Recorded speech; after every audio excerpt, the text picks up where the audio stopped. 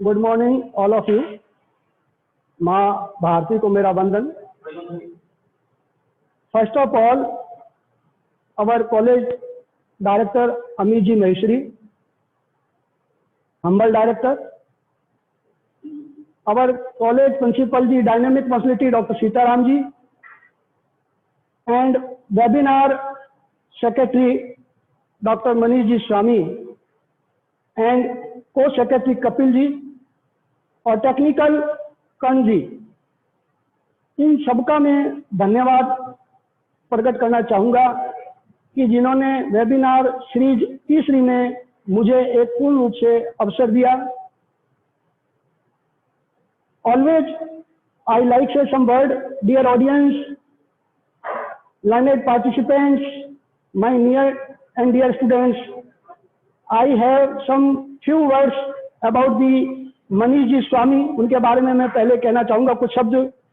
शाखों से टूट जाएं वो पत्ते नहीं हैं हम, शाखों से टूट जाएं वो पत्ते नहीं हैं हम, आंधी से कोई कह दे औकात में रहे, आंधी से कोई कह दे औकात में रहे। इसके अतिरिक्त को सचिव जी कपिल जी नहीं है, मैं उनके लिए कुछ कहना चाहूँगा। वो सम्मा क्या मुझे जिसे रोशन खुदा करे, वो सम्मा क्या मुझे जिसे रोशन खुदा करे। आज का जो टॉपिक हमारा जो महत्वपूर्ण रूप से रहा है, career in law practice. Career in law practice. I want to share my slide. First of all आपके साथ में स्लाइड को शेयर करना चाहूंगा। देखिए, career in law practice. Career in law practice यानी कैरियर मीन्स होता है प्रोफेशन, लॉ मीन्स होता है विधि, और प्रैक्टिस मतलब होता है व्यवहार। कि किसी भी पेशे को आप विधि के रूप में कैसे ग्रहण करें, लॉ के पेशे को कैसे एक प्रोफेशन के रूप में अपनाएं, यह एक महत्वपूर्ण जरिया है। एक सेंटेंस लिखा है मैंने, knowledge will rule, degree is not important. मानता हूं कि प्रैक्टिस के लिए डिग्री इंपॉर्टेंट है, लेकिन नॉलेज हमेशा रूल करती है डिग्री पे। बिना ज्ञान के आप अधूरे होते हैं। देखिए, कैरियर इन लॉ प्रैक्टिस यानी एक एडवोकेट बनने के लिए, एक कैरियर के रूप में लॉ के प्रोफेशन को अपनाने के लिए आपको क्या करना होगा, यह एक महत्वपूर्ण चीज है। देखिए, आप कह सकते हैं कि लॉ एक आपका महत्वपूर्ण आकर्षक कैरियर का विकल्प है। जो be a proud to be a law student, और एक लॉ का विद्यार्थी होने के नाते आपको गर्व करना चाहिए। मेरे दूसरे शब्दों में कहूं कि डिग्री एक और विकल्प अनेक। डिग्री एक है लेकिन विकल्प अनेक है। कैसे? आज आप देखते हैं कि बीटेक किया हुआ एलएलबी कर रहा है, सीए किया हुआ व्यक्ति एलएलबी कर रहा है, सीएस किया हुआ व्यक्ति एलएलबी कर रहा है। It means it is a unique combination of the law degree. आज के समय में लॉ डिग्री एक यूनिक कॉम्बिनेशन बन चुकी है और एट्रैक्टिव कैरियर के लिए आपके लिए एक महत्वपूर्ण पार्ट बन गया है आपका लॉ का कैरियर। अगर आप लॉ के कैरियर में आप लॉ के स्टूडेंट्स हैं, तो फिर से मैं कहना चाहूंगा, proud to be a law student. It is not by chance. देखिए, law as a profession is a great demand today. आज लॉ के पेशे की महत्वपूर्ण बात बढ़ी है। और अगर मैं कहूं कि estimated profession in the world, considered as one of the most estimated profession in the world, यानी इसका मतलब है यह एक प्रकार से आपका सम्मानित पेशा है, रेस्पेक्टेड है, ऑनरेबल पेशा है लॉ का कैरियर के रूप में। When we hear the word law, only in traditional occupations like advocacy, judiciary comes to our mind. जब भी हम ट्रेडिशनल ऑक्यूपेशंस की बात करते हैं तो एडवोकेसी, जुडिशरी हमारे माइंड में आती है, लेकिन ऐसा नहीं है। Today law as a profession offers a plethora of career avenue for the students to explore and कॉन्क्यर।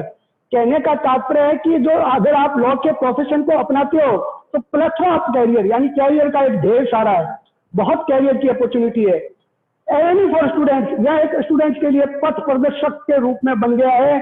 अगर आप इसका अन्वेषण और जीत हासिल करना चाहते हो तो you must adopt the law profession. The days are gone when law course was chosen as a profession by chance.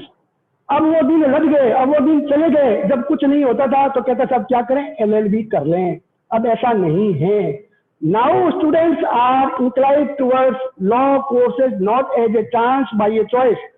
अब आप देख रहे हैं कि स्टूडेंट जो लॉ कोर्स की तरफ इच्छुक हो रहे हैं वह चांस के द्वारा नहीं है बल्कि चॉइस के द्वारा आगे बढ़ रहे हैं।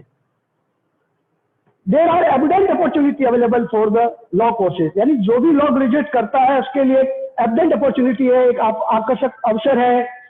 कॉर्पोरेट फर्म हो सकती है, गवर्नमेंट डिपार्टमेंट हो सकता है, मिनिस्ट्री हो सकती है, जज हो सकता है, पब्लिक प्रोसिक्यूटर पक्ष हो सकता है, और सबसे इंपॉर्टेंट बात यह है who wants to serve the people by fighting for their justice, जो न्याय के लिए लड़ना चाहते हैं। अरे डरपोक लोगों का यह काम नहीं है। Who wants to serve for the people by fighting for their justice, जो न्याय के लिए वास्तव में लड़ना चाहते हैं। Someone who believes that truth shall always prevail, सत्य हमेशा अधिबादी रहेगा। And who wants to protect the interest of the people, a career in law might be answered, जो व्यक्ति सत्य को जीतना चाहते हैं, अपने अधिकारों के हितों की रक्षा करना चाहते हैं, उनके लिए कैरियर एक लॉ के रूप में हो सकता है, या एक इसका आंसर है। देखिए, इस लॉ के कैरियर को अपनाने के लिए मैं आगे भी चर्चा करूंगा, लेकिन कुछ चीजें थोड़ा सा यहाँ बताना चाहूंगा। गुड कम्युनिकेशन होना चाहिए, एनालिटिक स्किल होनी चाहिए, स्ट्रॉन्ग लॉजिकल डिडक्शन होना चाहिए, कॉन्फिडेंस होना चाहिए, क्वालिटी सम प्रोफेशन के लिए रिक्वायर्ड होना चाहिए, और अप फॉर दिस प्रोफेशन, जो इस प्रोफेशन को ग्रहण करना चाहता है, working on them to make them even better, यानी उसको बहुत अच्छे ढंग से कार्य करना पड़ेगा। देखिए, एक छोटा सा प्रश्न उत्पन्न होता है कि क्या इस लीगल के प्रोफेशन को अपनाने के लिए हमें क्या करना चाहिए। तो सबसे पहले मैं बता दूं, LLB होना जरूरी है लॉ प्रोफेशन के कैरियर में। एक छोटा सा मैं इसके बारे में आपको बताना चाहूंगा, how to become a lawyer in India, आप लॉयर कैसे बने। देखिए, 1986 में पहली बार इंटीग्रेटेड 5 ईयर कोर्स आया, choose any stream after the class 12, some of the popular subject for the student aspiring, जो विद्यार्थी एस्पायरिंग करना चाहते हैं, उस कोर्स को लेना चाहते हैं, जैसे लॉ हुआ, पॉलिटिकल हुआ, साइंस हुआ, लीगल स्टडी हुई, इकोनॉमिक हुई, हिस्ट्री हुई, साइकोलॉजी हुआ, ये सब्जेक्ट्स वर्तमान में आपके इंपॉर्टेंट है। और 10+2 यानी आप 10+2 के पश्चात आप इस कोर्स को क्या कर सकते हो, ग्रहण कर सकते हो। जो स्टूडेंट महत्वाकांक्षी है, एस्पायरिंग है, वो आफ्टर 12 के बाद ही LLB कोर्स कर सकते हैं, जिसमें मैं बता दूं, BA ऑनर्स जब नाम आता है तो बड़ा प्यार से लिया जाता है, BCom ऑनर्स हुआ, BA LLB हुआ, BBA LLB हुआ, वेरियस ऑफ यूनिवर्सिटी है जो आपके +2 के बाद इस कोर्स को करवाती है। देखिए, ये एक 5 ईयर की योग्यता है कि अगर 10+2 के बाद आप LLB करना चाहते हैं तो 50% जनरल होनी चाहिए परसेंटेज, और 45% SC, STC और OBC में +2 के पश्चात LLB करने के लिए एक अनिवार्य योग्यता है।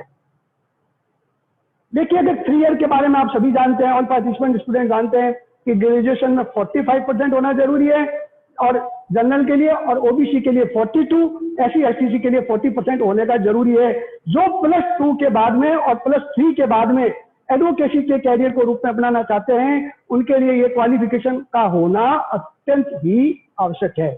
देखिए, नंबर ऑफ लिस्ट है, लगभग 21 यूनिवर्सिटीज नेशनल यूनिवर्सिटी बनी हुई है, जो आफ्टर 5 ईयर के बाद में भी 3 ईयर कोर्स भी करवाती है। तो टॉप यूनिवर्सिटी है, आप नेशनल यूनिवर्सिटी बंगलौर ले सकते हो, नलसार यूनिवर्सिटी हैदराबाद ले सकते हो, वेस्ट बंगाल ले सकते हो, national law university new Delhi ले सकते हो, नेशनल लॉ जोधपुर ले सकते हो, भोपाल ले सकते हो, Gujarat national law university Gandhinagar ले सकते हो, जिंदल लॉ स्कूल सोनीपत ले सकते हो, सिम्बोसिस लॉ पुणे ले सकते हो, और NM लॉ कॉलेज भी चॉइस किया है, तो इट डजंट बैड, यह भी बुरा नहीं है। NM लॉ कॉलेज आपका एक महत्वपूर्ण लॉ कॉलेज है, वो भी आपका +3 के बाद LLB करवाता है। देखिए, मैं ज्यादा नहीं बताना चाहूंगा, लेकिन आपका एक क्लेट का टेस्ट भी होता है 2 आवर्स के बारे में, 5 ईयर बच्चों के लिए कॉमन लॉ एडमिशन टेस्ट, जो टेस्ट एंट्रेंस टेस्ट होता है आपका, ये डिफरेंट कंप्यूटर बेस्ड ये टेस्ट होता है, और 21 prominent national law university in India ये एग्जाम करवाती है। It covers the objective type of questions, objective type elementary, mathematics, English, comprehension, general knowledge, current affairs और legal aptitude and logical reasoning इसमें आती है। तो आप क्लेट से भी +2 के बाद कर सकते हैं। इसके बाद भी मैंने कुछ नाम लिखे हैं, आप नंबर ऑफ नेम्स सर्च कर सकते हैं गूगल में जाकर भी। All India law entrance test करवाती है, law school of admission test होता है जिसमें आपका Jindal global law schools, Alliance school of law, faculty of law SRM university, Rajiv Gandhi schools of intellectual property law, IIT Kharagpur और एमंग अदर्स, ये आपका लॉ स्कूल एडमिशन टेस्ट भी होता है। और सिम्बोसिस एंट्रेंस टेस्ट सेट भी आपका लॉ के बारे में होता है। देखिए, एक बड़ा महत्वपूर्ण प्रश्न उत्पन्न होता है कि जब आपने एलएलबी कंप्लीट कर ली, 5 ईयर से इंटीग्रेटेड कर लिया या 3rd ईयर के बाद एलएलबी कर लिया, तो काफी विद्यार्थी है जो एलएलबी के बारे में नहीं जानते हैं, या मैं कहूं कि एलएलबी कैसे लिखते हैं। तो आप फर्स्ट एल खाली होता है, उसके बाद डॉट लगा सकते हैं, फिर बी के बाद डॉट लगा सकते हैं। बेसिकली जो इसका एलएलबी का मीनिंग होता है वो बैचलर ऑफ लॉज ही होता है, और इसे हम बैचलर ऑफ लॉज भी कहते हैं। लेकिन लैटिन टर्म्स में इसका एक जो वर्ड है लेगम बैकोलोरियस, लेगम बैकोलोरियस एक लैटिन वर्ड है जिसका भावार्थ ही निकलता है विधि में स्नातक, बैचलर ऑफ लॉज की डिग्री। जैसे बैचलर ऑफ आर्ट्स होता है, बैचलर ऑफ कॉमर्स होता है, वैसे ही लेगम बैकोलोरियस की एक डिग्री होती है। देखिए, जो ये कोर्स है इसमें कई प्रकार के legal procedure, legal principles, ideas of corporate governance, laws and regulations of the country इसमें क्या होती है, शामिल होती है। There are ample career opportunity in India after LLB, यानी कहने का मतलब है कि आपको जब एलएलबी कंप्लीट कर लेते हैं तो बहुतायत मात्रा में आपके प्रचुर कैरियर की संभावना बन जाती है और आप कैरियर को अपना सकते हो। LLB graduate can enter 3 major organs of the government, legislative में जा सकते हो, एग्जीक्यूटिव में जा सकते हो, जुडिशरी में जा सकते हो। Perhaps LLB open the door. Listen here. Perhaps LLB opens the door to wide set opportunities that cannot be boosted by the other career option. यानी कोई भी कैरियर ऑप्शन इतनी अपॉर्चुनिटी का दावा नहीं करता जितना कि एलएलबी का प्रोफेशन है, एडवोकेट के रूप का प्रोफेशन है, जो ये दावा करता है वह एक महत्वपूर्ण दावे के रूप में शामिल है।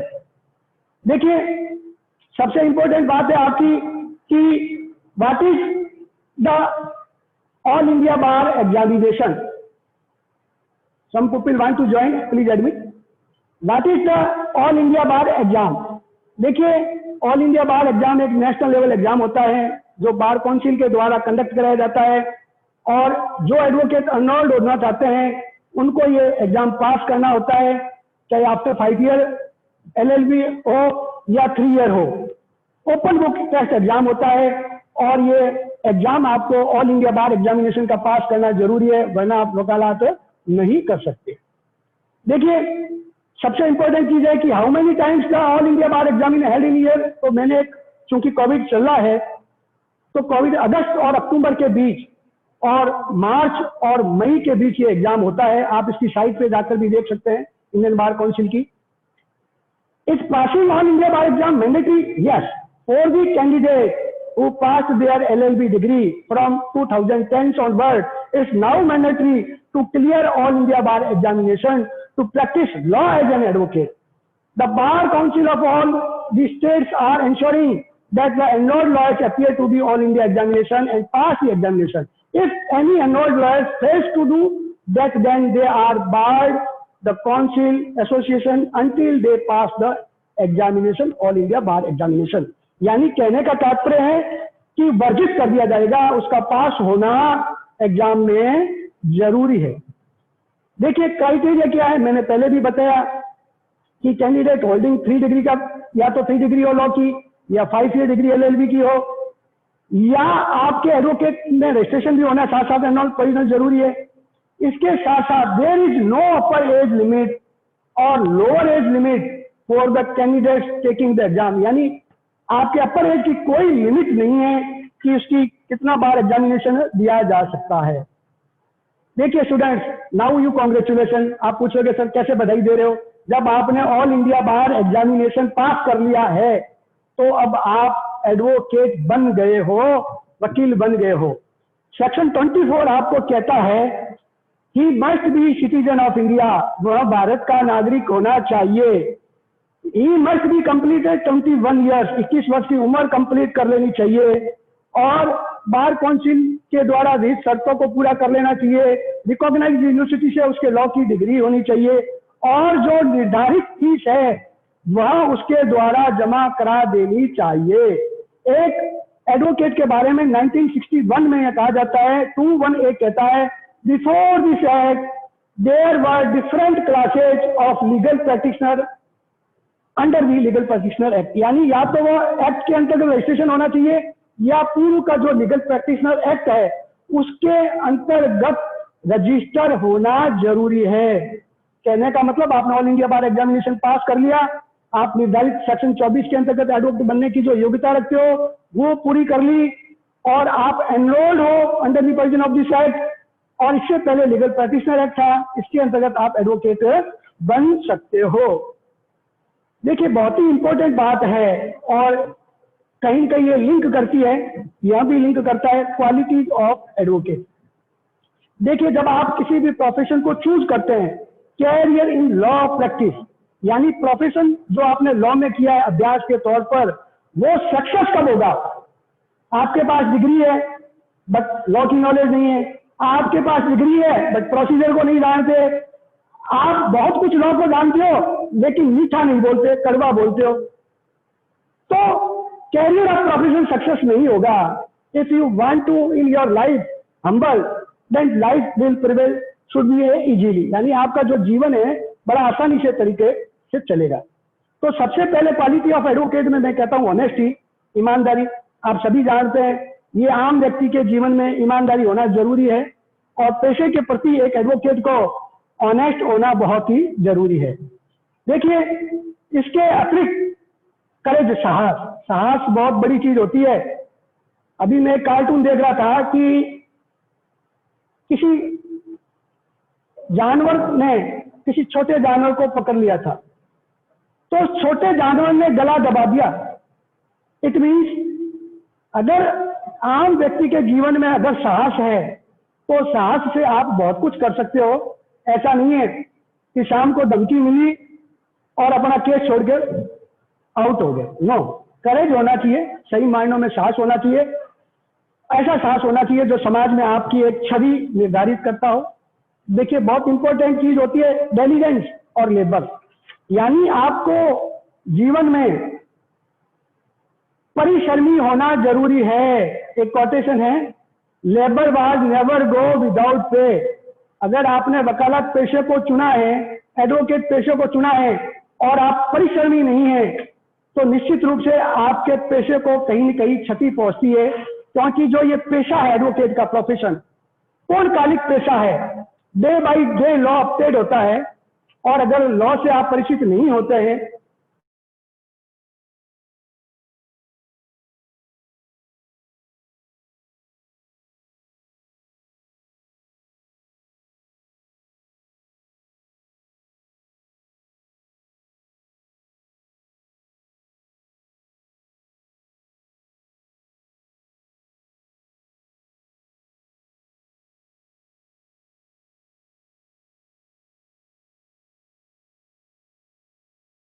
कई बार काफी बहस और तर्क होती रहती है, तो विनोदी होना जरूरी है और आपको एल्कुनेंस यानी हम इसको कहते हैं वाक्पटु या उत्तम बोली, when you proceed the case against the judge or in front of the judge behalf of the party, जब हम पार्टी के सामने किसी केस को पेश करते हैं तो वाक्पटु होना जरूरी है और निर्णय की कला भी आप में होनी चाहिए। सपोज कीजिए आज आप केस के लिए प्रिपरेशन नहीं है और इसकी प्रिपरेशन कैसे करें, तो जजमेंट होना, ये कौन चला है, जजमेंट होना महत्वपूर्ण है।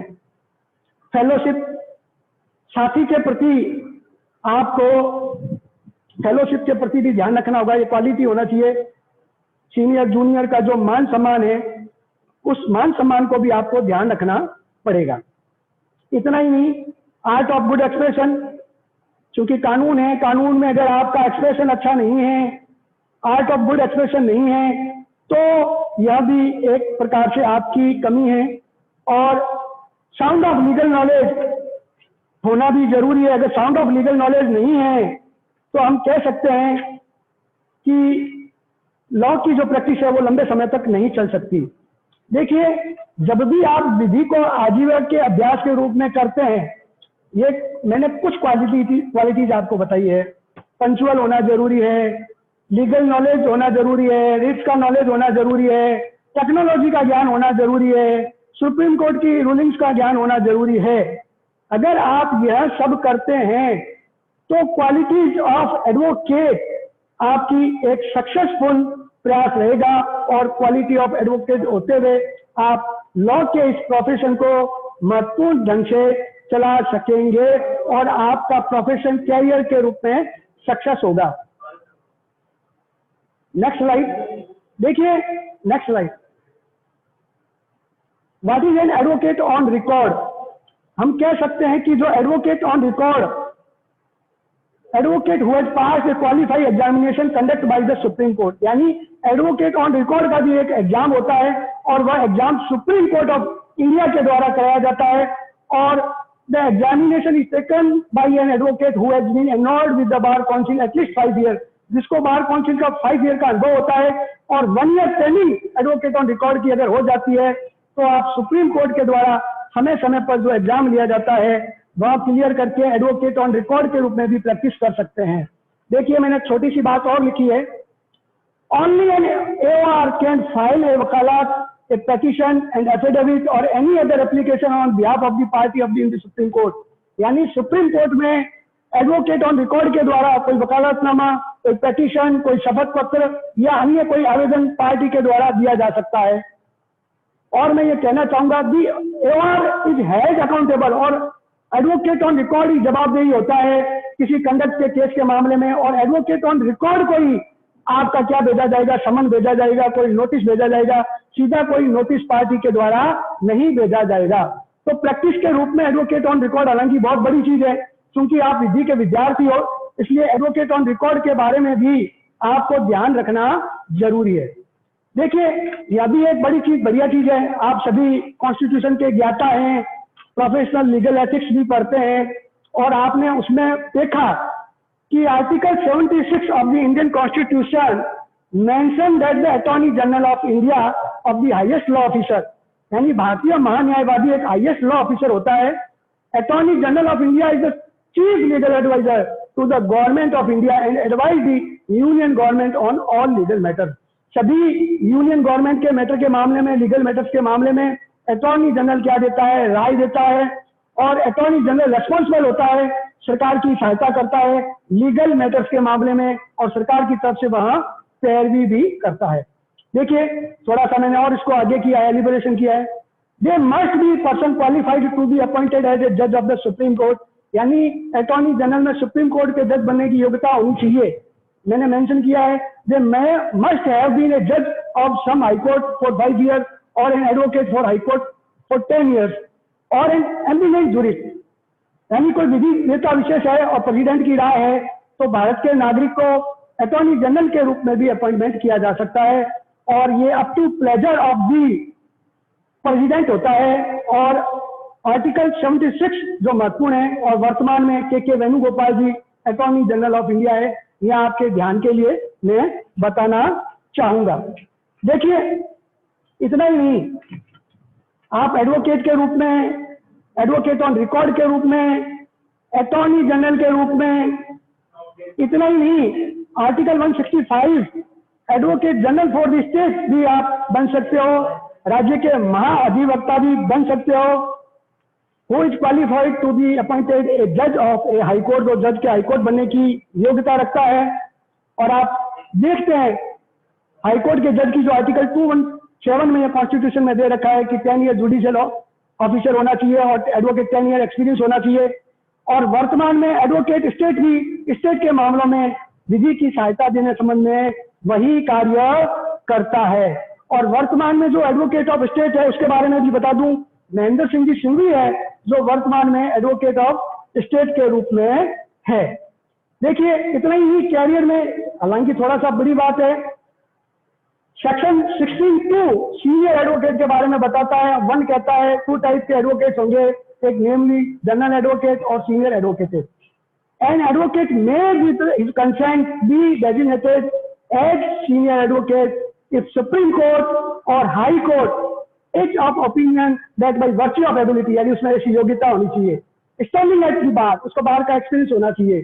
स्पेशल नॉलेज, विशेष ज्ञान होना चाहिए एक्सपीरियंस के आधार पर, और वह इस जो पद है इसके लिए डिजर्व होना चाहिए, तो सीनियर एडवोकेट के रूप में भी वह नवाजा जा सकता है। थोड़ा सा मैं ब्रीफ करके और थोड़ा सा, चूंकि मनीष जी ने मुझे ये टॉपिक शानदार दिया है और कैरियर इन लॉ प्रैक्टिस जो दिया है, बड़ा वाइड कॉन्सेप्ट है, मैं उनको एक बार फिर से धन्यवाद देना चाहूंगा इस वेबिनार सीरीज 3 में। देखिए, आप एडवोकेट के रूप में भी प्रैक्टिस कर सकते हैं, आप लीगल एडवाइजर बन सकते हैं, आप जुडिशरी में भी जा सकते हैं। और जुडिशरी में तो मैं कहना चाहूंगा कि बंसल सर आपको बहुत ही अच्छे ढंग से बताएंगे कि जुडिशियल चूंकि मेन फंडा होता है स्टूडेंट्स का, तो बंसल सर इस पर विशेष से फोकस डालेंगे। टीचिंग के बारे में आप सभी जानते हैं कि LLB करने के पश्चात में 55 जनरल में, OBC में 50, SC में 50% है, तो नेट और सेलेक्ट करके आप एडवोकेट होते हुए भी टीचिंग पेशे में भी जा सकते हैं। इतना ही नहीं, लीगल आउटसोर्सिंग अभी नया प्रचलन में है। मैं थोड़ा सा बताना चाहूंगा कि अगर किसी बाहरी फर्म से जो विदेशी है, अगर आप कोई हेल्प लेते हैं, तो वह भी लीगल आउटसोर्सिंग के रूप में इस प्रोफेशन को आप क्या कर सकते हो, अपना सकते हो। प्राइवेट कंपनी है, आप private company, number of company है, मथुन फाइनेंस, श्रीराम फाइनेंस, सारा फाइनेंस, मैनी प्राइवेट कंपनीज, आप लॉ की इसमें क्या कर सकते हो, प्रैक्टिस कर सकते हो, लॉ को कैरियर के रूप में, प्रोफेशन के रूप में बना सकते हो।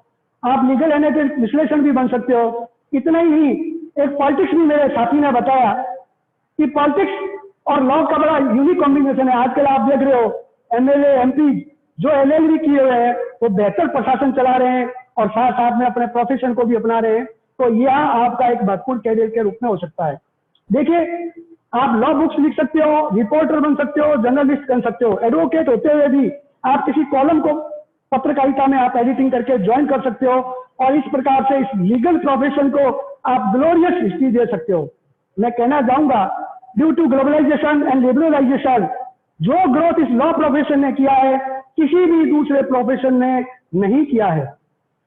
अब देखिए, अंत में कुछ टॉपिक्स जिनके बारे में मैं आपको बताना चाहूंगा। आप एडवोकेट बने, आप एडवोकेट ऑफ स्टेट बने, अटॉर्नी जनरल बने, आप PP बने, लेकिन लॉ के प्रोफेशन में काफी कैरियर है। देयर आर वेरियस एरियाज और specialization in this field which one can choose from life.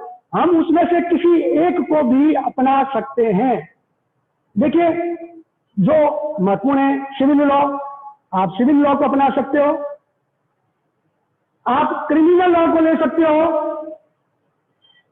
आप कॉर्पोरेट लॉ, कंपनी लॉ जो आजकल बड़ा महत्वपूर्ण चल रहा है, आप देख रहे हैं, CA, CS, कॉर्पोरेट लॉज के साथ LLB करना चाहते हैं।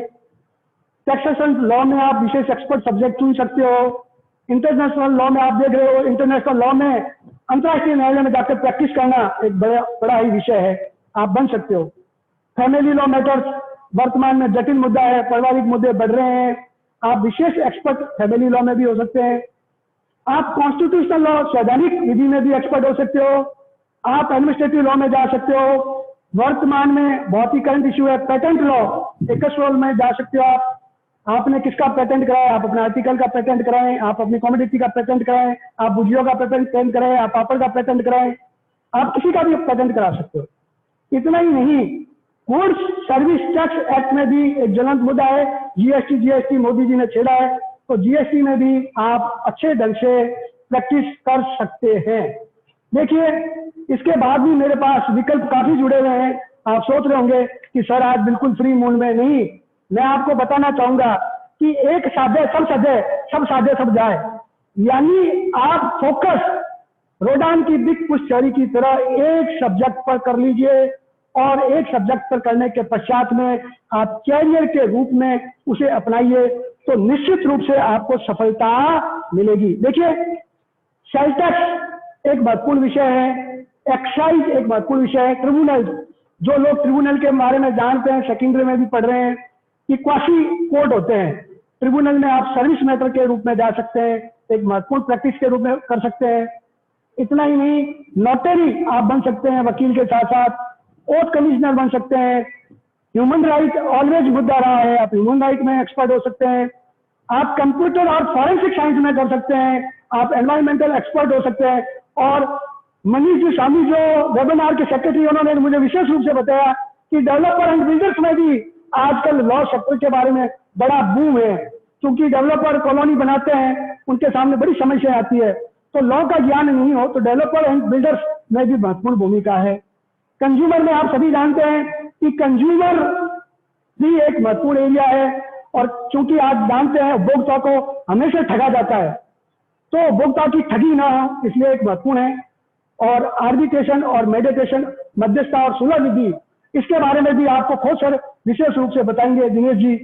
तो आर्बिट्रेशन और मेडिटेशन में भी एक महत्वपूर्ण एरिया है जिसमें आप लॉ प्रैक्टिस के रूप में प्रैक्टिस कर सकते हैं। देखिए, इसके अलावा भी कैरियर बचे जा सकते हैं, मैं उनका नाम नहीं लेना चाहूंगा, टू मच है। बेसिकली मैं आपको कहना चाहूंगा, आप सिविल मैटर में, क्रिमिनल मैटर में, फैमिली मैटर में आप ध्यान रखिएगा और एक्सपर्टाइज के रूप में प्रैक्टिस कर सकते हैं।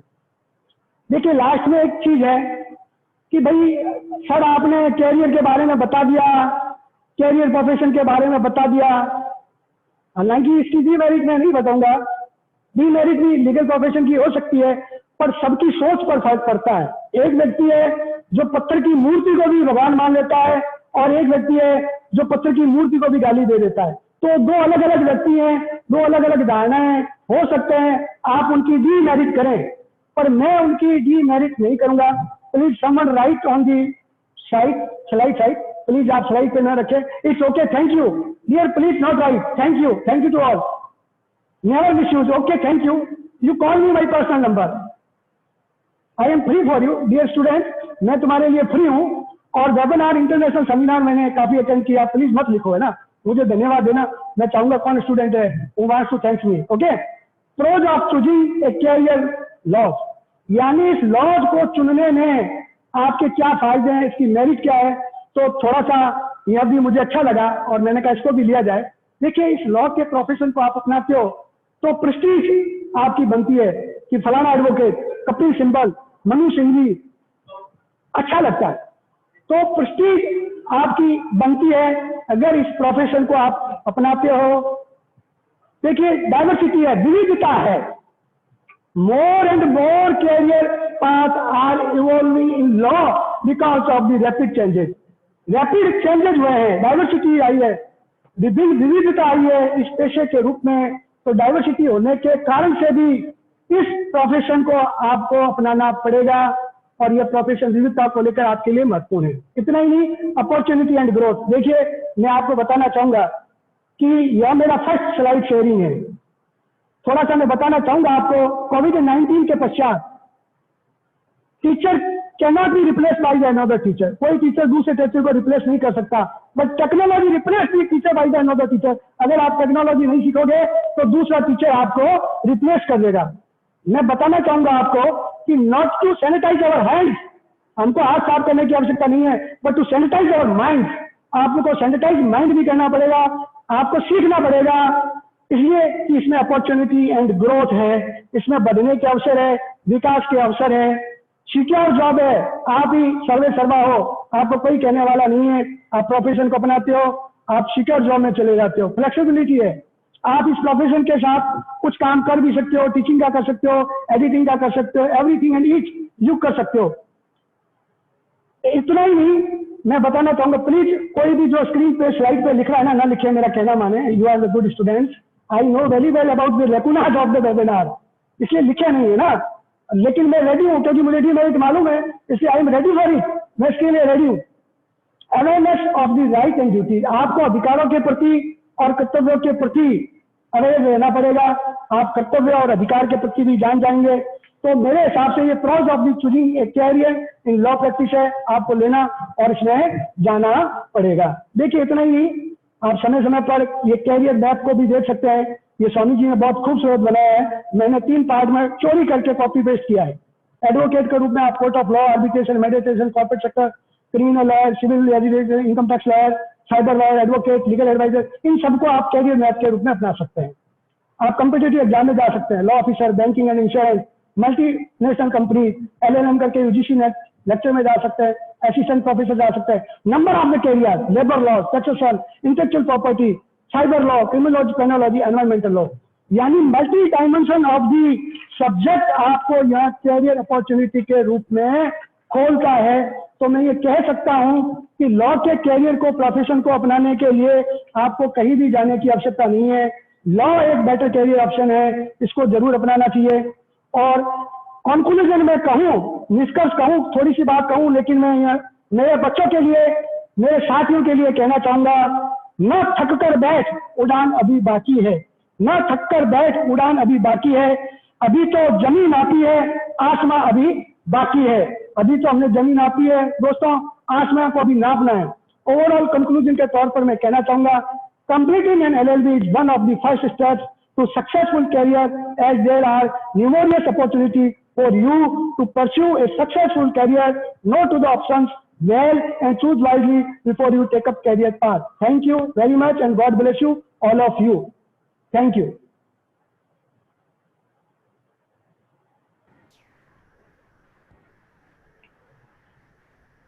Thank you, Ojas sir.